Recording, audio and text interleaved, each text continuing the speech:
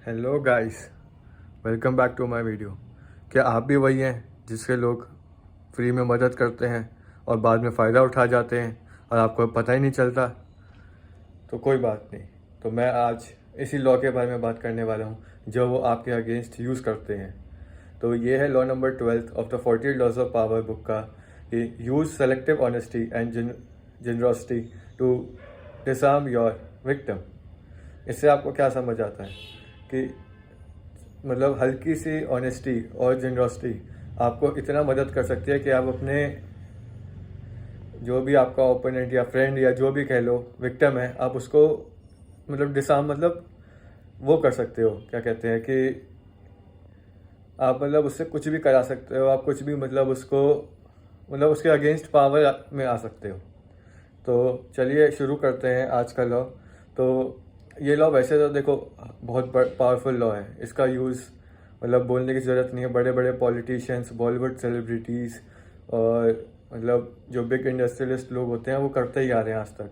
तो ये लॉ तो बहुत ही मतलब फेमस लॉ है एक।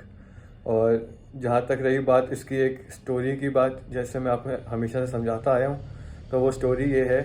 एक समीर होता है और एक राहुल होता है। अब समीर ना थोड़ा मतलब लोअर मिडिल क्लास वाला आदमी है।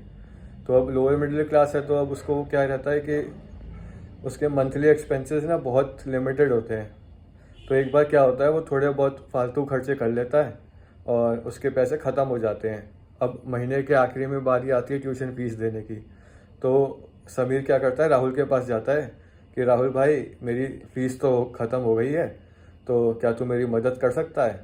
तो अब समीर क्या करता है कि मतलब सोचता है कि अब मांगने तो इसी से पड़ेंगे, यही मेरा वो है। और राहुल क्या करता है कि दे देता है 5,000 रुपये उसकी फ़ीस के और बोलता है चल यार, तू तो अपना ही भाई है और इसको लौटाने का भी इतने जल्दी मत सोचियो, तू अपना टाइम ले, फीस दे और मस्त रहे, सोचने की ज़रूरत नहीं है।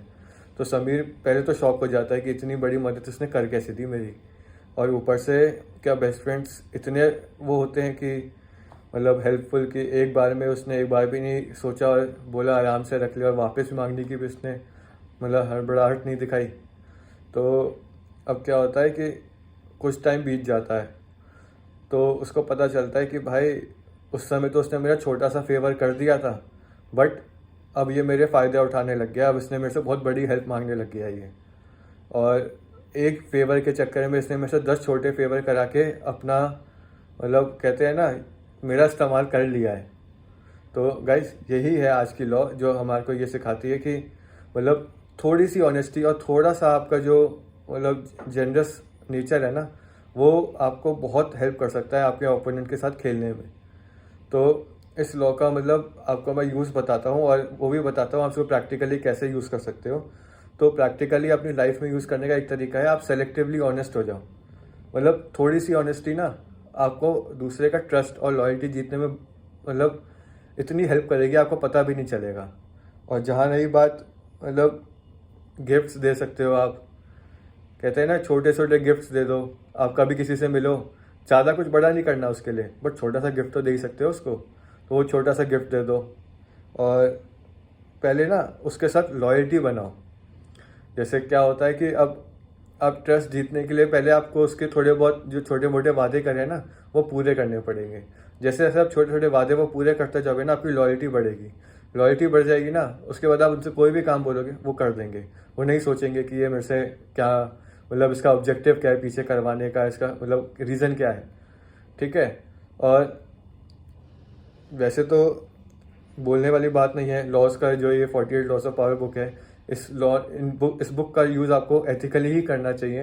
मतलब इसको मैनिपुलेटिव लॉ तो है, ऑब्वियस ही बात है, बट एथिकल होना और मैनिपुलेटिव होना दोनों एक अलग चीज़ है। तो मतलब भले ही आप इस लॉ का यूज़ करें, बट कोशिश करें कि आप मतलब मिड में हैं।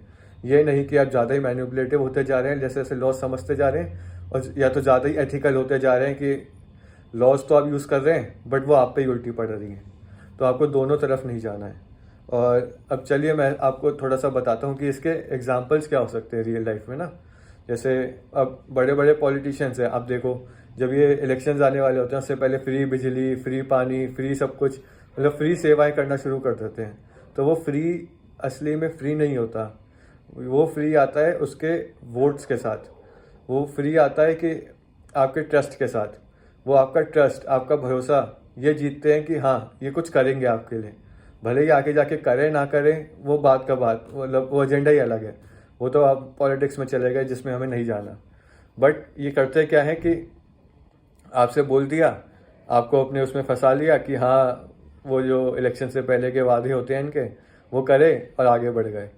और जहाँ रही बात दूसरे लोग, जैसे अब जियो है, मुकेश अंबानी है, तो अब जियो इतनी बड़ी कंपनी है, उसने हमारे को जनरस होके फ्री इंटरनेट देने की कोशिश करी, मतलब फ्री क्या बहुत सस्ते में जैसे इंटरनेट दे दिया।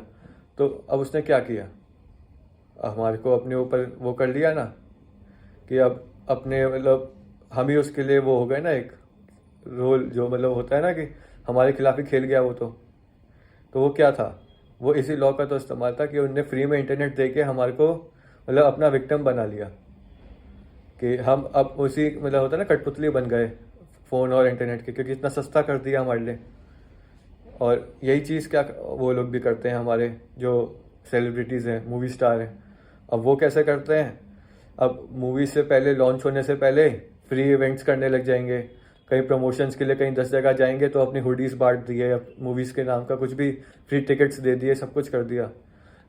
हमें स्टार्टिंग में लगता है चलो भाई इतने अच्छे सेलिब्रिटीज़ हैं, दिल से कुछ दे रहे हैं, बट वो एक्चुअल में दिल से नहीं दे रहे होते, वो उनको अपनी टिकट बिकवानी होती है। उनको ये दिखाना होता है कि हमारे जब मूवीज़ रिलीज़ होती है तो हॉल भर जाते हैं, तो एक्चुअल में ये मकसद होता है। तो मतलब हमें लगता है कि ऑनेस्टी अच्छी चीज़ नहीं है, मतलब जैसे हम ये लॉ पढ़ रहे हैं, बट ऑनेस्टी जब आप सेलेक्टिवली दिखाते हो ना तो आपको फ़ायदा दे के जाती है। ज़रूरी नहीं है आप ऑनेस्ट हो तो आपके साथ दुनिया भी अच्छी रहेगी, बट ऑनेस्टी एक लेवल तक अच्छी है, वो ये हमें को लॉ समझाती है कि बी सेलेक्टिवली ऑनेस्ट। और जहाँ रही जेंडर्स की बात, तो देखो अगर इस लॉ का इस्तेमाल करना है और लाइफ में भी आगे बढ़ना है, थोड़ा बहुत सैक्रिफाइस तो करना पड़ेगा, बट वो sacrifice should be worth it. मतलब आप छोटा सा सैक्रिफाइस करके सामने वाले से बहुत बड़ी चीज़ ले सकते हो।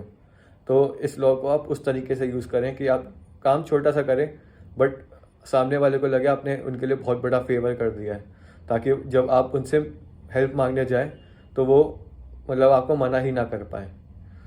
तो यही हमारा लॉ है आज, law 12 of the 48 laws of power book का, कि use selective honesty and generosity to disarm your victim. और जैसा कि अब आज हम 12th लॉ पे आ गए हैं, तो मेरे को ऐसा लगता है कि अब आपको थोड़ा थोड़ा समझ आने लगा है। मैं to the point of crux बात कर रहा हूँ लॉज के बारे में, जो ताकि आपको बहुत इजी लगे, आपको कभी भी ये ना सोचना पड़े कि कहीं और जाने की ज़रूरत है, आपको कोई और वीडियो देखने की ज़रूरत है। तो आप धीरे धीरे इन्हीं को देखते रहिए, रिपीट में देखते रहिए, ताकि ये स्टोरीज़ आपको याद हो जाएं।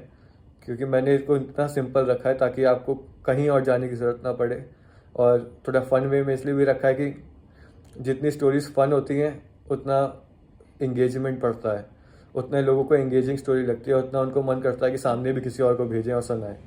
तो I hope you guys like this video, और चलो चलते हैं अब नेक्स्ट व्लॉग की तैयारी करते हैं। Okay bye.